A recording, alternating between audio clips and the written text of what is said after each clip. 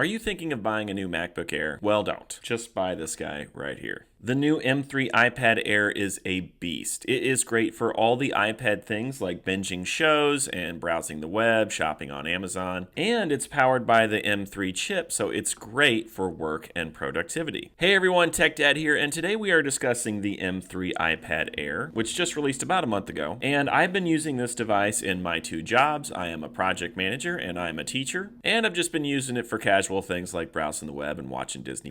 And I am so impressed with this device. It is incredible, especially for the price point that you're getting it for. And from what I'm seeing, you're getting a lot more bang for your buck with this iPad Air than you would if you got a MacBook Air. So for most of the population, the M3 iPad Air is all the computer you're ever going to need, and you get an awesome tablet to boot. So in this video, I'm going to break down the strengths of this little guy and why it might be a better purchase than a MacBook Air. All right, let's get into it. Okay, so first of all, let's talk about what you're getting for the price. So this is the 11-inch M3 iPad Air. I got the purple version, and I really like the colors, pretty darn sharp. And I got this for $549 education discount, or you can get it for $599 regular price. With this tablet, you get the M3 chip, of course. You get 8 gigs of RAM, and you get 128 gigabytes of storage. So the M3 chip is a powerhouse for most users. That is a MacBook level chip that they're putting in their iPads now. It's way more power than you need for common iPad tasks like browsing the web or shopping or watching shows. It's going to give you way more power than you actually need for those things. Now, if you do some high-end gaming like on Diablo Immortal, when I did crank up the resolution and the graphics, it gets a little strained, but most folks aren't going to notice that. For 90% of us, the M3 chip is going to be plenty of power. Now, at this price point, you also get 128 gigs of storage, and I might be a little wary of that. You can pay $100 extra to get the 256, which might be a little safer, especially if you want to use this device as your only computer. But you can get by with the 128, and I will say that most people have the bulk of their storage filled up with photos and videos. That is hands down the thing that eats up all your storage. And if you get an iCloud subscription, you can use iCloud Photos, and what that does is it saves a ton of storage by putting the full resolution images and videos in the cloud, but you won't even know that's happening. When you pull up your Photos app, everything looks the same. You wouldn't know that you're actually pulling your photos and videos from the cloud, but you are, and it's saving a ton of storage on your device. So can you get by on the 128? I think for a lot of people you can, especially if you get that iCloud storage subscription. Now, you can also get this keyboard, which is the Apple keyboard, and this is priced at $249, which I think is a little pricey, but even if you put the two together, you're looking at around $850. The base MacBook Air is $999, so you're still well under the price point of the MacBook Air. I love this keyboard. It's great quality, feels good. It also looks really good and just serves as a nice case for your iPad. It is not backlit though, I noticed, so that was about the only drawback I saw to this keyboard. So you get an Apple quality device and keyboard for $850. That's a great deal, but if you want to go for a cheaper keyboard or maybe one that is backlit, there are plenty of options on Amazon, and you could get the price of your setup even cheaper. I've seen some for around $80, and I've used these generic keyboards. My wife uses a generic keyboard, and she's perfectly fine with it. Now, you might say, well, the M4 MacBook Air has 16 gigs of RAM and a better processor. That's true, but most users are not going to notice the difference. You're only going to notice the difference if you are editing a lot of video on your iPad or you're editing high-res images, which most of us don't do. Now, let's talk about the display for a minute. So the display of the iPad Air is top-notch quality. It's got 500 nits of brightness, which is the same as the MacBook Air. Now, the thing about mobile devices and this iPad Air is that it has the anti-reflective coating and lamination. You don't get that sort of thing with the MacBook Air. So you're really getting a better display that's meant more to be out in sunlight or held in hand. I think you're getting a better viewing experience that's going to be better for content consumption. Now, something else you're not getting with the MacBook Air is you get Apple Pencil compatibility, and this is one of the strong suits of the iPad, especially if you're a student that wants to take notes or if you're a professional that needs to handwrite while doing your job. I'm a teacher at night, so I teach a lot of math math and language arts, and I love my Apple Pencil. Now, a lot of people say this does bump the price of the device package, and it does, but you can get the Apple Pencil USB-C, which is a cheaper version, doesn't give the touch gestures, but I got this for $70 at Best Buy on sale. So if you combine the iPad, the pencil, and the keyboard, you're still getting out the door at under the price of a MacBook Air. I think that's a pretty darn good deal. Now, you might say, well, Tech Dad, you can't do productivity on an iPad like you can on a Mac. Yes, you can. And I have so much content on my channel about how to be productive and do real work on the iPad. You can check out some of those videos. But iPad has all the productivity apps. I use the Google Suite in the browser on Safari, and I use the Microsoft apps, which are my preference. You can access Microsoft on the web as well, but I actually really like the iPad apps, and again, I have some content that goes through those apps and how to use those effectively. I also like the 2-in-1 form factor, so you can quickly connect your iPad via magnets if you want to, but you can also pop it off really quick and it's a tablet. I think that's awesome for the classroom. So when I have my iPad sitting on my desk, I can type away an email, but if I need to go show a student something, I can just pop it off, go over to their desk, write out the math problem, and show them exactly what they need to do. So it's got an awesome 2-in-1 form factor flow that you're just not going to get with a MacBook. That 2-in-1 form factor is also great when you're just consuming content. So maybe you need to do some real work, so you attach your iPad to the keyboard, but then you want to go sit in bed and watch Disney Plus. This is great for that. Or maybe you want to read a book on the airplane and you don't want to connect it to your keyboard. You can just pop it off. So the 2-in-1 form factor is so nice for getting the best of both worlds. Now, this is the 11-inch screen, and I would say that's one downfall to doing productivity, but if you want a larger screen, this has the M3 chip in it, and you can connect it to a secondary display and get a whole lot more real estate. I do this at work and at home when I'm working in my project management position, and I've got lots of room to do my work. And I'm looking forward to iPad OS 19, which should be coming out around June. They'll be releasing the beta for that, and that's supposed to give a lot more Mac-like functionality and better productivity. That's what the sources at 9to5Mac say, and they're usually pretty spot on. So I can't wait to see the new updates that are coming for iPad and its OS. So yeah, if you're in the market for a MacBook or an iPad, I would really consider checking out this device. I really believe that most users can be satisfied with an iPad over a MacBook. It's just got so much potential these days. That's all I got for you today, but if you need more information about using the iPad and work and productivity, check out my channel and my other videos. I appreciate you watching. We'll see you next time.